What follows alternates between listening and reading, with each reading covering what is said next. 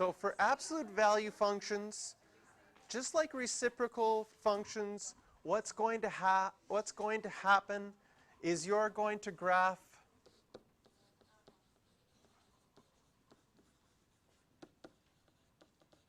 the inside function first.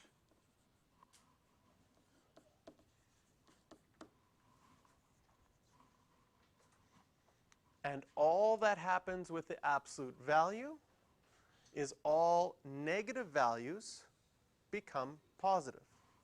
So the basic rule is all negative y values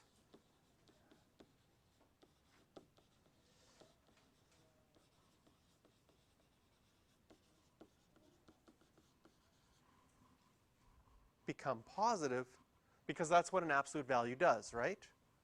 And all positive y values would just stay the same.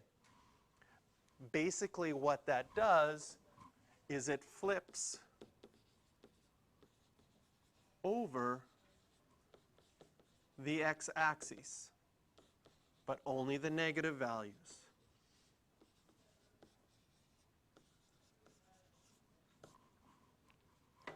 In the end, the entire graph will be above the x-axis.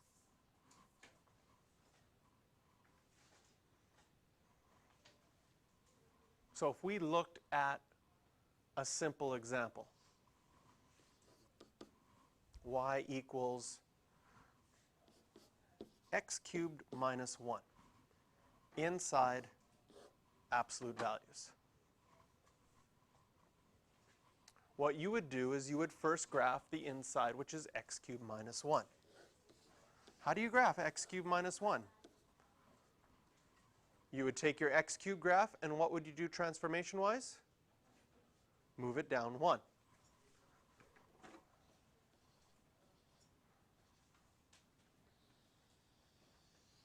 So there's your x cubed graph, moved down 1.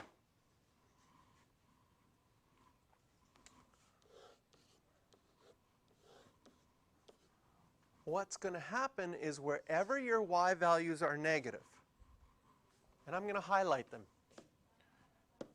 Can you see that the y values are negative? Only up to there. The other y values are positive. Wherever your y values are negative, they're going to change to positive. So we have over here, I have the point 0, negative 1 now. When I change it to positive, I'm going to have the point 0, positive 1. And here I have the point negative 1, negative 2.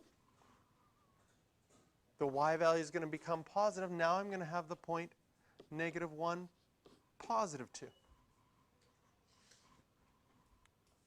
This point at 1, 0 is going to stay the same.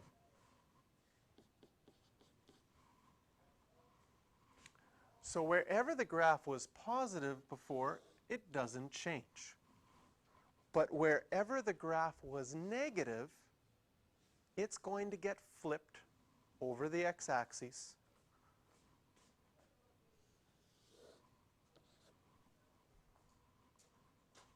up like that.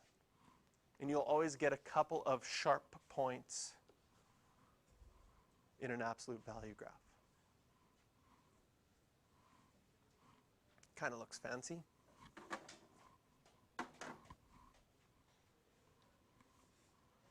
So here's our first example. It's just a straight line. Can you graph the absolute value? So we're going to do this using our new technique, and then we're going to think about using our old technique from transformations unit.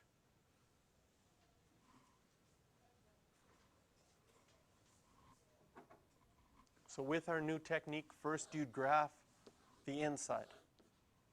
How do I graph 2x plus 3? Y-intercept of 3, slope of 2, up 2 over 1. It would look like that. Arrowheads on the end of your graphs.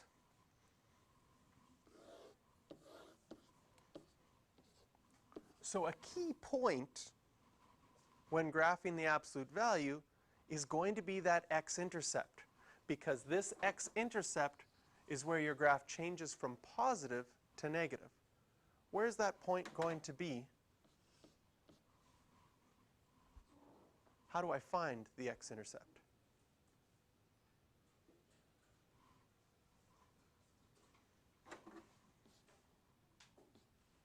Well, the y-coordinate has to be 0. So if the y-coordinate is 0, you set y equal to 0 and solve, you're going to get negative 3 over 2. So that point will also be on your graph. Now the absolute value only changes the y values that are negative to positive. So again, if we highlight the negative y values, that's that part right there.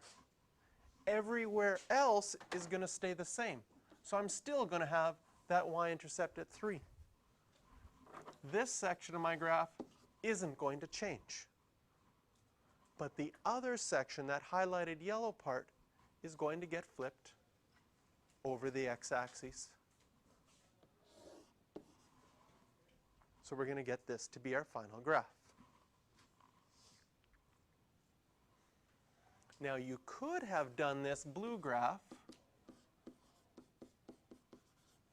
with transformations. Because in our first unit, one of our parent graphs that we learnt on the very first day even, I think, I handed out 4 different parent graphs. And one of them, some of you were in a group that got the square root of x. No, well, yeah, some of you were in that group, but this is absolute value. Some of you were in the absolute value of x group. And then you learned about transformations. What does the 2 do? Multiply x by 1/2, because it's inside the function.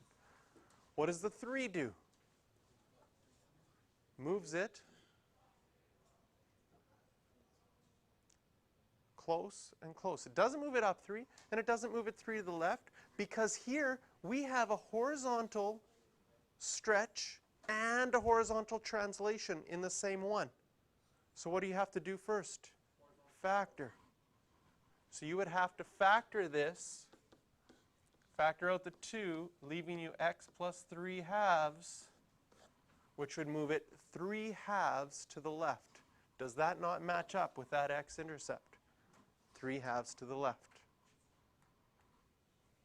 In this example, I actually think the new technique makes it easier than our old technique of transformations, because you always forget that factoring out. Plus, I also think this one's hard to see that everything is horizontal, but everything is inside the function, inside the absolute value of x. The last slide, you ready for it? You're given the graph of f of x times x plus 3 times x minus 2. So we know where each of these x-intercepts are. The one on the farthest left is going to be at x equals. Okay, I'll do one. I'll do 0 for you. You have to tell me the other two.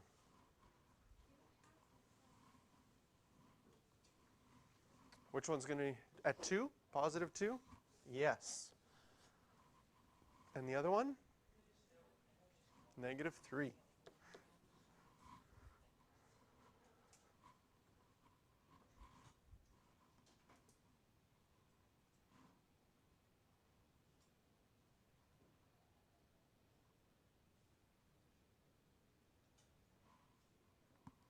So what's going to happen to our graph?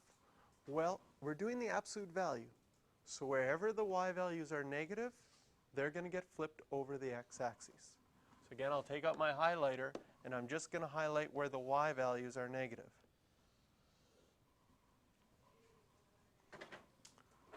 So when we go to graph, our final graph, everywhere which is positive, that's going to stay the same. So this part and this part is going to stay the same. And wherever the y values are negative, you're going to have to flip it over the x-axis. So this part is going to end like this, and this part is going to end like that.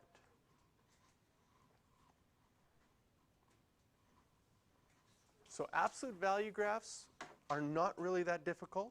If you can graph the original function first, then the absolute value just means that you flip things up. I've seen sometimes where they say, could you graph the absolute value of f of x, and then they go +1 at the end. What would that do?